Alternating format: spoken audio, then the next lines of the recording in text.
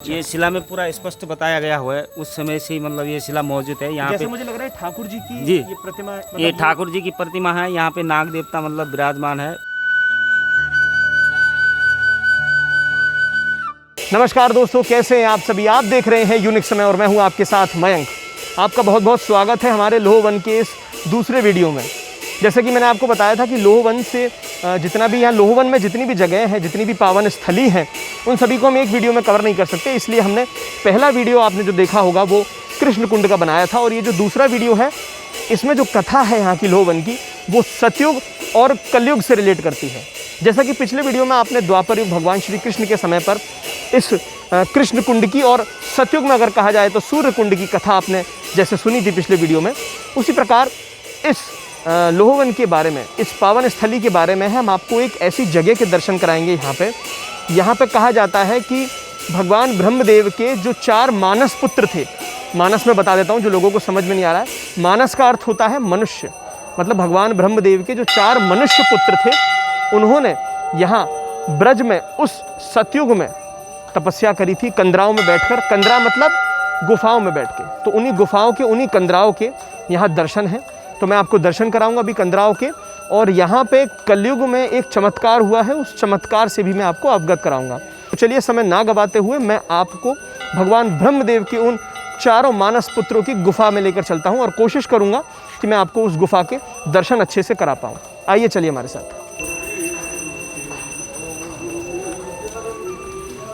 मित्रों, रात का समय हो चुका है, और रात के समय में कंदरा में जाना बड़ा ही, मैं कहूँ तो थोड़ा सा डर लगने की बात होती है कि कंदरा काफ़ी गहरी होती हैं, और वहाँ में अगर कोई गिर जाएगा तो लगने का भी डर रहता है। आप देखिए ये रास्ता है, ऊपर टीले पे से जाके है, हल्का सा टीला नुमा ये बना हुआ है, जहाँ पर ये कंदराएँ हैं।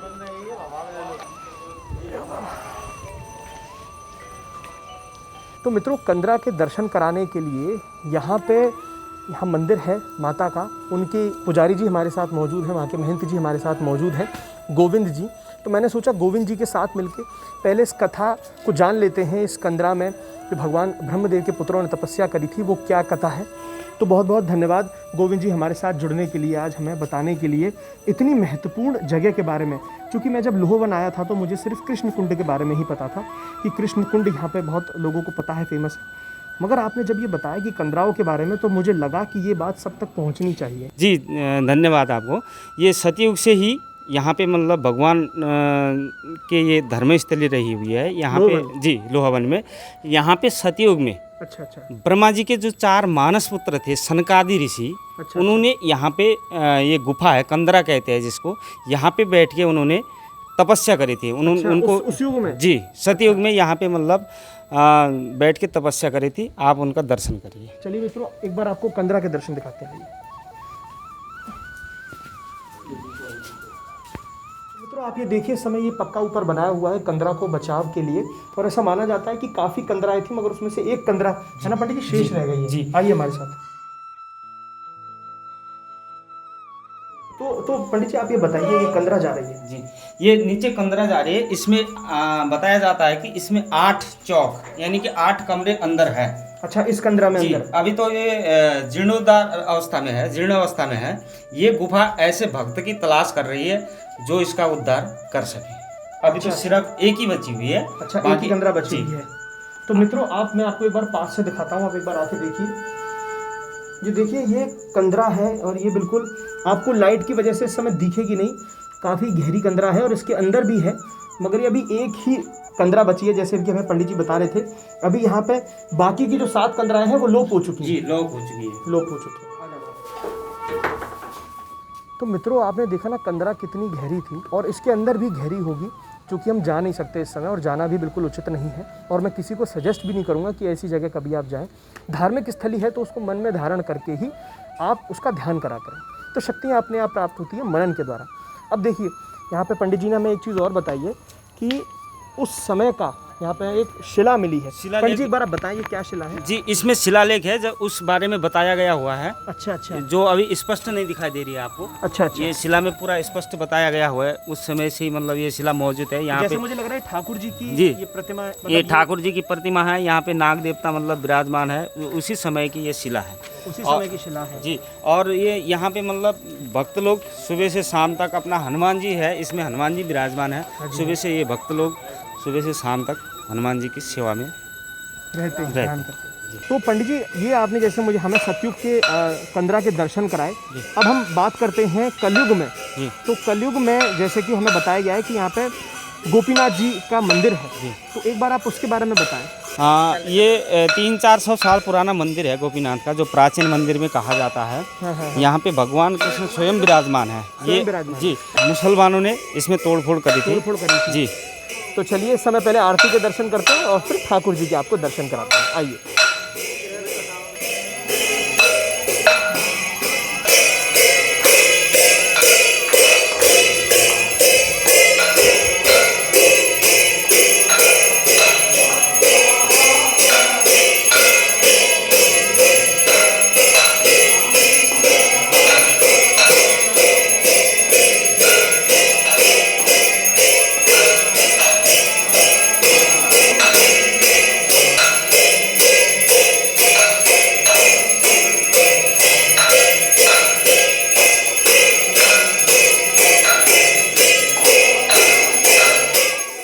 तो मित्रों आप ये देखिए राधा जी और भगवान श्री कृष्ण के कितने सुंदर दर्शन हैं यहाँ पे गोपीनाथ जी के। और आप इस समय जो सामने देख रहे हैं उनके राइट हैंड साइड पे ये ललिता सखी जी यहाँ पे हैं, और नीचे आप ये देखिए लड्डू गोपाल जी यहाँ पे विराजमान हैं। तो आप ये देखिए कि ये शिलाओं से मंदिर बना हुआ है और शिलाओं को काट के इस मंदिर को बनाया गया है। तो आप निर्माण से भी ये समझ पाएंगे ये 300-400 कम से कम साल पुराना ये भव्य मंदिर है। तो मित्रों ऐसा बताया जाता है जब औरंगज़ेब को ये पता चला था कि भगवान गोपीनाथ जी जहाँ जहाँ स्थापित हुए हैं उन जगह को भी तोड़ा गया था, तो इस मंदिर को भी बताते हैं कि ऊपर का हिस्सा और बाकी सारा हिस्सा इसका तोड़ दिया गया था। अब जो शेष मंदिर रह गया है उसके आपने दर्शन करें। चलिए आगे चलते हैं और लोहवन की अगली लीला से पूरी तरह से आपको अवगत कराते हैं। आइए अब हम आपको कलयुग में यहाँ पे जो एक सभी का साक्षात्कार हुआ है इसी समय का, कुछ 10-15-20 साल पुरानी बात होगी, मुझे एग्जैक्टली समय नहीं मालूम है, मुझे एग्जैक्टली ईयर नहीं मालूम है। अभी जिन पुजारी जी से हम बात कर रहे थे उन्हीं के साथ दोबारा जुड़ेंगे और आपको मैं बताऊँगा। तो यहाँ पे क्या साक्षात्कार हुआ है वो मैं आपको बताता हूँ। यहाँ जो आपने अभी कृष्ण कुंड देखा था पिछले वीडियो में, उस कृष्ण कुंड में देवी माता का एक विग्रह प्राप्त हुआ है और वो विग्रह बिल्कुल ही अलग है। विग्रह के जो दर्शन है देवी माता के वो बिल्कुल ही अलग हैं और वो स्वयंभू प्रकट है और ये अभी का चमत्कार है। और माता को यहाँ पे विराजमान कराया गया है, उनका एक भव्य मंदिर बनवाया गया है यहाँ पे। तो चलिए मंदिर के दर्शन करते हैं और माता की जो कथा है उससे आप सभी को अवगत कराते हैं। आइए हमारे साथ।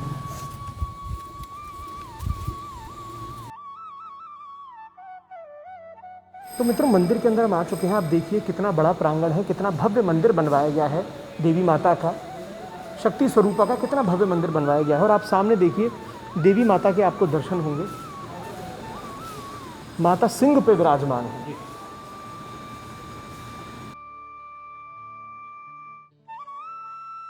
तो पंडित जी जैसा कि आपने मुझे पहले बताया था कि कृष्ण कुंड में माता का ये विग्रह प्राप्त हुआ था जी, तो कैसे प्राप्त हुआ, क्या हुआ, एक बार बताएं। जी धन्यवाद। ये सन 2005 में मार्च 6 तारीख को एकादशी के दिन रविवार था, उस दिन माता का ये कुंड से प्रादुर्भाव मतलब हुआ आपके था। सामने की बात है? जी मेरे सामने की बात है।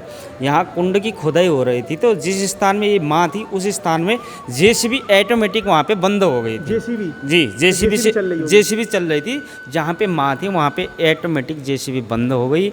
उसके बाद जेसीबी इधर चलाते थे तो चल जाती थी, जहाँ पे माँ थी वहाँ पे रुक जाती थी। फिर यहाँ जी चल ही नहीं रही थी। फिर छोटे छोटे बच्चे, कुंड सूखा हुआ था उस समय, खुदाई हो रही थी, छोटे बच्चे क्रिकेट खेल रहे थे, तो उन्होंने एकदम माँ को देखा, तो उसके बाद ये माँ प्रादुर्भाव हुआ। फिर उसके बाद नीचे पीपल के पेड़ पे रख के इनको अभिषेक करा के, अच्छा, जब से इनकी पूजा आराधना शुरू हो गई, ऐसे जब से यहाँ पे कुंड में निर्माण का काम आरंभ हुआ है। आरंभ तो हुआ। ऐसा माता के बारे में ऐसा क्या विशेष है? जी एक संत आए थे, उनके अनुसार जब भगवान कृष्ण और किसी असुर के बीच युद्ध होता है तब भगवान कृष्ण उस असुर का वध करने के लिए शक्ति का आह्वान करते हैं। ये जी लेख भी हमें मिलते हैं कि जब भगवान स्वयं क्या कहते हैं शक्ति का आह्वान करते हैं तभी शक्ति उनमें अवतरित होती है और वो आगे की क्रिया कर जी पाते हैं। जी शक्ति के द्वारा लोहा असुर का वध करवा था, ऐसी मान्यता एक संत ने बताई थी। तो आप जैसे बता रहे थे कि माता का विग्रह कुछ ऐसा अनोखा है कि संसार में ऐसा दूसरा विग्रह नहीं है, तो ऐसा क्यों है? जी मैं आपको बताता हूँ क्यों नहीं है कि जब भी आप कहीं देवी के दर्शन करोगे तो इनका शेर का मुख आपको इस साइड में मिलेगा, यहाँ हमेशा इधर है मित्रों आपको इस समय तस्वीर में इसलिए दिखा रहे हैं हम क्योंकि माता वहाँ श्रृंगार हो चुका है, इसलिए माता के श्रृंगार को नहीं बिगाड़ते से हुए हम इस समय आपको दिखा रहे हैं। ये देखिए, ये माता की जी तस्वीर है। शेर का मुंह हमेशा इधर रहता है, तो यहाँ इधर है। शेर के सिर के नीचे योग माया है, योग माया विराजमान है। फोटो में ये जो योग माया जी चित्र में स्पष्ट नहीं आ रहा है। और हाथ में शिवलिंग है। शिवलिंग किसी देवी के हाथ में आपने कहीं पे देखा नहीं। तो आप ये इस समय देखिए कि माता के हाथों में शिवलिंग है। ये देखिए आप, ये गौर से देखिए, ये माता के हाथों में शिवलिंग है। और ऐसा बता रहे हैं पंडित जी कि ऐसा विग्रह कहीं भी प्राप्त नहीं हुआ है माता का। ये गौर से देखा जाए तो जो सवेरे इनके मंगला दर्शन होते हैं उस समय श्रृंगार नहीं रहता है। इस चित्र के जैसे मैंने चित्र दिखाया आपको, इसी स्वरूप में आपको दर्शन होते हैं। तो उस समय आपको गुलाबी कलर के, हल्का आप गौर से देखोगे तो आपको गुलाबी दर्शन होंगे। तो जैसे मतलब इनका श्रृंगार हो जाता है तो धीरे धीरे ये श्यामा बनती जाती है। श्यामा मतलब काली, मतलब सुबह गुलाबी रहती हैं और धीरे धीरे करके श्यामा रंग में, जैसे अभी हमने देखा है जी, इस प्रकार से माता का रंग परिवर्तित होता है। रोज यही होता है इनका, रोज यही होता है। और यहाँ 10 महाविद्या के मतलब दर्शन भी है। तो चलिए मित्रों, आपको परिक्रमा करते हैं और मैया के अलग अलग अवतारों के आपको दर्शन भी कराते हैं।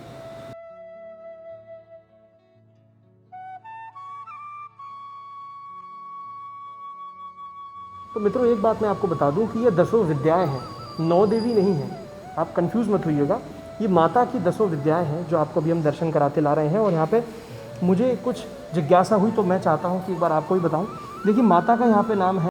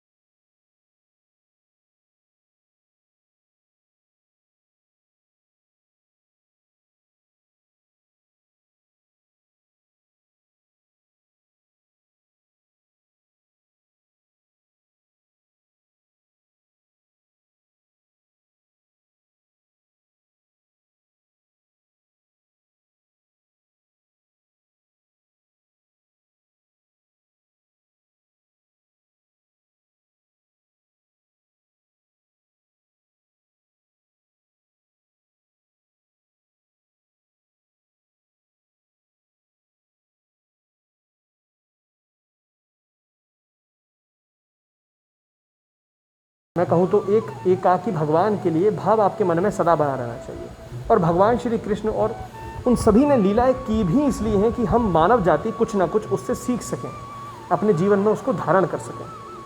तो आशा करते हैं आज का वीडियो आपको अच्छा लगा होगा। आज की वीडियो से आपको कुछ ज्ञान में आपकी बढ़ोतरी हुई होगी। तो इसी प्रकार से आप हमारे साथ जुड़े रहिए। मैं आपसे फिर कहूँगा, आप सब्सक्राइब कर लीजिएगा चैनल को और ज़्यादा से ज़्यादा ये हमारे वीडियोज़ को आप सभी लोगों तक पहुँचाइएगा जैसे जो लोग ब्रज 84 कोस की यात्रा नहीं कर पाते हैं, ब्रज मंडल के धाम के दर्शन नहीं कर पाते हैं, या किसी कारणवश यहाँ आए भी हैं और उनके दर्शन नहीं हो पाए हैं कहीं कहीं जगहों के, तो हमारे वीडियोस के माध्यम से वो सभी कर सकें। जितना हो सके आप शेयर करेंगे तो सभी तक हमारी और आप सभी की मेहनत पहुँचेगी। और कमेंट करिएगा, अगर कोई बात आपसे कहना चाहते हैं, हम आपके सभी कमेंट पढ़ते हैं। कोशिश ये रहती है जितना हो सके आप सभी को रिप्लाई करें। अगर कुछ छूट जाते हैं तो उनके लिए हम क्षमा प्रार्थी हैं। लाइक कर दीजिएगा हमारे चैनल को और इसी प्रकार हमारे साथ प्रेम पूर्वक बने रहिएगा। तो आप देख रहे थे यूनिक समय, मैं हूँ आपके साथ मयंक। राधे श्याम।